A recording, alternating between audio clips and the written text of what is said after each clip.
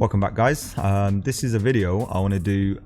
So this is not relative to a daily update or a weekly update or anything like this. It's more to kind of evaluate the future and see what the charts are telling us about the future, looking at the past, right? So when I'm going to take you into the charts. But before I do, if you haven't subscribed, please subscribe. It does help the channel. Also hit that like button, smash it. That's very important. Share with one another if you find this video valuable. So other than that, I'm not going to waste time. I'm going to go straight into the charts and I'm going to show you what I have ready for you today. So there are a few metrics that I want to look at, and one of those is a very important one. So I'm going to go to the chart. I'm going to show you, this is the BLX chart, right, and which is showing me the entire history of Bitcoin, where we were and where we have come. So this is the beginning. First time it went, we had the metrics, right, was as you can see, the date was the 12th of July, and currently where we are. So I'm going to zoom in a little bit and I'll show you. But before I do that, first thing I want to show you is how I use this. So I use this with the Bitcoin's logarithmic, and we know that the history itself doesn't repeat, but it does rhyme. And what I mean by that, if we were to repeat history, then we would go back to these prices. But unfortunately for us, we don't repeat, but we do rhyme. And that means that when we hit the top of the market, we are going to go to this blue line. So if you see this blue line here, this is where we're going to hit the top. But as you can see, gradually over time, it does change and it becomes a different price. So we're going to leave that for the moment. I'm going to switch this one off and I want to show you something else that I'm seeing in the chart basically. So a lot of you guys know that I use the stock to flow a lot, right? And you're going to see something fascinating. So this chart you have seen before. This is not something that you haven't seen. I've just switched off something, but I will switch it back on immediately as soon as I do something. So, I've been talking about the market low. Currently, I'm expecting it to in the region of about 39,000. And in the future, the range is going to be between 39,000 and the top here, which is currently showing a lot more. But I will just be moderate and we say, okay, the lowest we're going to possibly see is the $39,000 mark, right? And this is all just on a rough estimation. So if I just put a horizontal array on it and I say, okay, this is the price that I'm expecting that in the future or whenever for us to be the bottom, right? So the lowest we can go. As soon as I activate it, you'll notice all my other drawings that I've got reactivate, right? And this brings me to this chart that you've seen before. And I've done a few adjustments just to kind of show you what I'm seeing. So remember, I've done, I'm not sure when, but I did on one of the videos, I showed you this particular red line. And I said, okay, this was the previous top high. So I'm going to switch off the stock to flow because I don't think, so the stock to flow, let me just quickly, before I switch it off. So you know that I draw this blue box based on this stock to flow model and looking at this kind of trend, what was happening when the market goes up and down. So we're looking at this. And I'm trying to do it as basic as possible. So let's switch this off just so I can show you some metrics on this, right? So if you look back on the charts, right, and let me put it on auto, so it auto scales. If you look at back in time, right, and you can see that this particular line always goes diagonally. So let me do this. So always goes diagonally on where the box is. So what I've done, I've just adjusted the box to meet the diagonal patterns. And when I did that, I kind of realized something funny that happened, and that was not intentional, right? So everything I did intentionally quite subjective, but the last box that I have done something quite funny. So on the last box,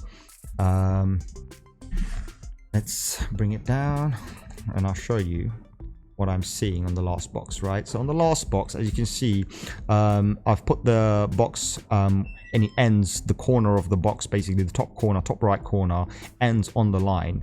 When I did that, I realized that funnily the box actually hit the 58,000 or 58,000. Funnily it hit that. And remember that before I changed my Fibonacci levels, I did say that the 58,000 was going to be our next target.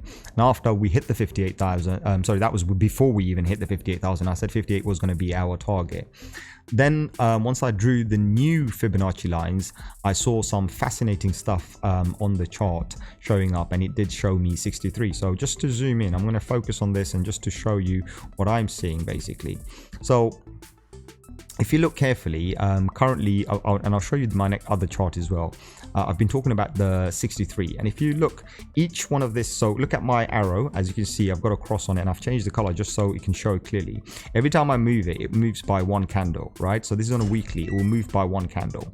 So if I just stick on this red line and I move it to one candle, you can see the highest point possibly we can have is 61.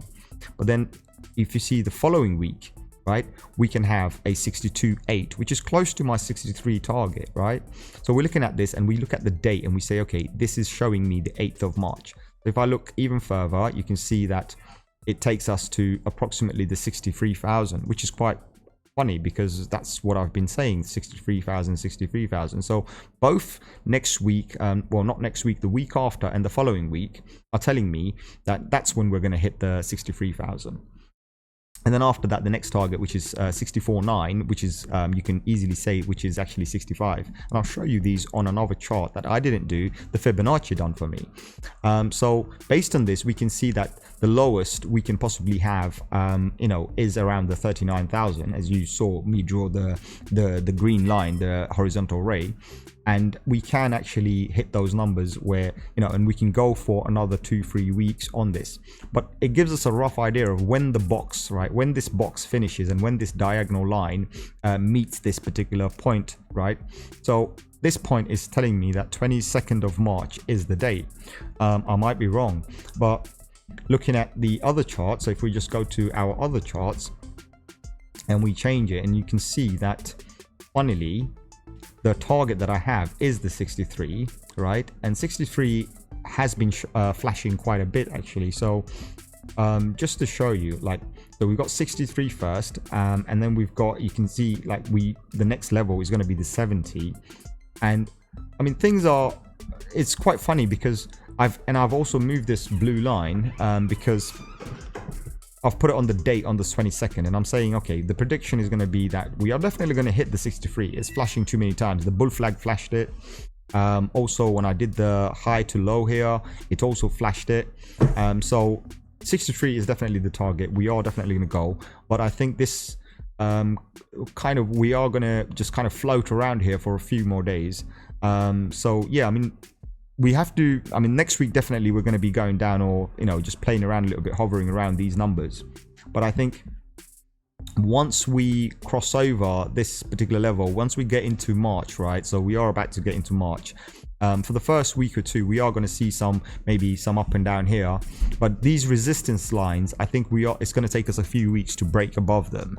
And also another thing I wanted to show you, so if I just take you to the BLX chart again, I want to show you something quite funny. So we're going to go into the weekly and show you something quite funny here, what I see. So if you do a measurement, right, of this 4 weeks, so we do a measurement of this 4 week from the high. So if you look carefully at the 63,000, so on the 63,000, if you can see on the, it says 4 bars, 28 days. So basically in the next 28 days, we can go as low as 39, which is going to be a 32% drop from where we were. But it's on a 4 bar. This is when I'm expecting the market to go to that 63 level. And the reason it's 4 bars is because it's a 28-day cycle. Whenever we've gone low, you will notice that we've gone 7, you know, it's been going on for, it goes on for about 4 weeks, right? 28 days. So just to show you, when we previously done it, we went down. So we started to go down from here, and then we went down, down, down, and then we shifted back up. So this could easily last up to 28 days, but then, you know, it might be shorter. In this case, obviously, we've had 1 week where we've had the thing. So we've completed 1 week. We could see something happening within the next 3 weeks. I would personally recommend, I would personally say. So let's have a look at this and observe what happens. So obviously until Sunday, I can see this candle closing at the at a low level. So you know, for me, I'm very I'm expecting it to come down to this 39,000. If it does, then obviously it's going to hit the target, and then we're going to see a rebound. But then again, if you look at the other charts and the drawings that I've did on those, we could potentially just hover around these resistance line, which were previous support, and you know, try and break through them basically.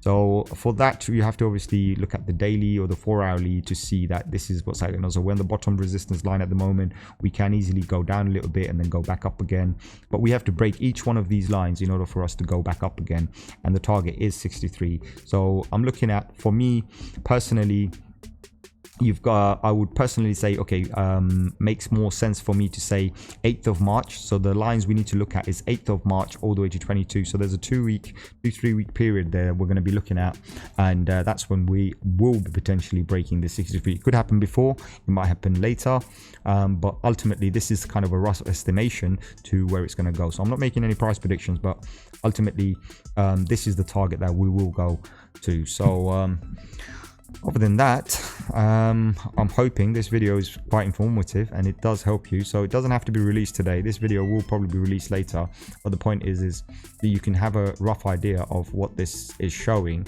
and where we potentially can go, and what the charts are telling us where we should be going. So it's very bullish, in my opinion. I'm still very bullish.